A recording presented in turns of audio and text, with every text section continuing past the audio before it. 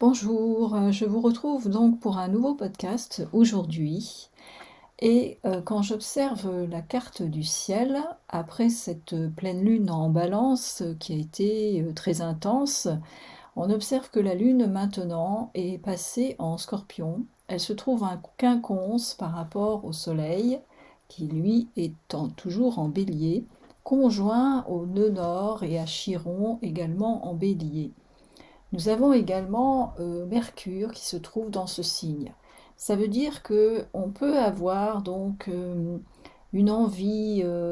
d'agir, une envie de passer à l'action, mais qui peut être freinée par nos propres blessures émotionnelles, que va gentiment, entre guillemets, nous rappeler cette lune en scorpion, puisque le scorpion est un signe très puissant qui est beaucoup centré sur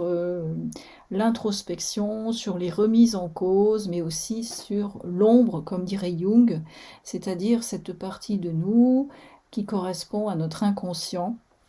à nos blessures aussi émotionnelles, à nos peurs, sur lesquelles on a besoin de travailler pour avancer.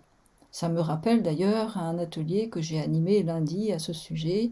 où il s'agissait justement d'aider les entrepreneurs à savoir prendre les meilleures décisions possibles en utilisant à la fois leur intuition et leur mental. J'ai moi-même eu l'occasion, donc il y a récemment, de faire des prises de conscience par rapport à mon propre mode de fonctionnement et que j'avais envie de vous partager. Euh, Toujours d'ailleurs, si je puis dire, centré sur cette lune en scorpion. J'ai pris conscience que tout comme sans doute tout un chacun, j'ai tendance à partager facilement mes connaissances. J'adore transmettre, j'adore animer des ateliers, que ce soit en ligne ou en présentiel. Et c'est vrai que j'ai souvent la tendance à donner un complément, un bonus après certains des ateliers que j'anime. Ça permet aux participants d'approfondir la problématique sur laquelle on a travaillé ensemble. Ça me permet aussi de garder un lien avec ces personnes, si certaines souhaitent par la suite en savoir davantage sur ce que je fais, voire me contacter pour aller plus loin éventuellement. Et ce qui m'a frappé souvent, c'est que quand je demande simplement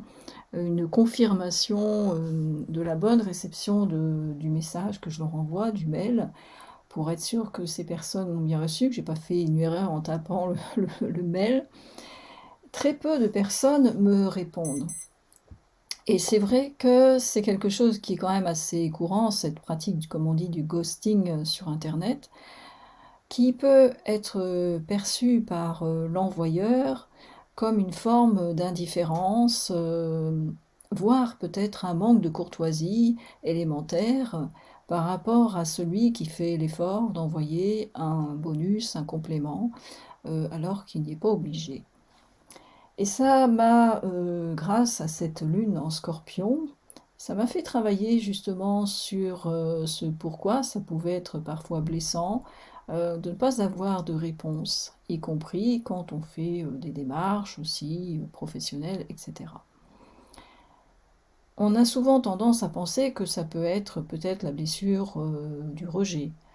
que ça peut correspondre aussi, comme tout être humain, à un besoin de reconnaissance qu'on a tous par rapport au travail qu'on a fourni. Mais au-delà de ça, ce qui m'est venu, après justement une méditation, c'est tout simplement que je pense que c'est important de faire d'abord les choses pour soi, par plaisir, parce qu'on a envie de les faire, de se connecter sur le plan astrologique à ce qu'on pourrait appeler notre Vénus intérieure, cette Vénus qui est justement qui nous permet d'exprimer nos désirs, mais aussi nos besoins profonds, et qui est connectée aussi à ce qu'on peut appeler l'enfant intérieur, c'est-à-dire agir par spontanéité, agir simplement parce qu'on a envie de le faire et sans attendre en retour forcément la reconnaissance qu'on ne va malheureusement pas toujours obtenir. Pour 36 raisons, puisque maintenant nous vivons dans un monde un peu, peut-être est-ce virtuel, qui rend ce type de fonctionnement de plus en plus courant, qu'on appelle justement, comme vous disiez, le ghosting, qui fait que certaines personnes ne considèrent pas que c'est nécessaire de répondre à l'autre qui fait l'effort de vous donner quelque chose en plus, sans que pour autant l'émetteur ait des intentions opportunistes ou que ce soit calculé de sa part. Et c'est quand on est entrepreneur, on est souvent confronté à cette pratique, et c'est pour ça que je souhaitais aujourd'hui en faire part, qui correspond tout à fait d'ailleurs à cette après pleine lune en balance qui nous a fait travailler notre relation à l'autre et savoir aussi comment avoir le meilleur positionnement possible dans notre relation avec les autres, faire des prises de conscience aussi par rapport à nos blessures. Et les autres sont souvent un miroir, et plus ou moins inconsciemment, ils appuient là où ça fait mal. Et comme on a tous ce besoin de reconnaissance, je souhaitais justement mettre l'accent là-dessus, que quand vous faites quelque chose, faites-le d'abord parce que vous avez simplement envie de le faire, comme je disais, parce que vous ressentez cette pulsion, ce plaisir, mais sans attendre quelque chose en retour de la part des autres.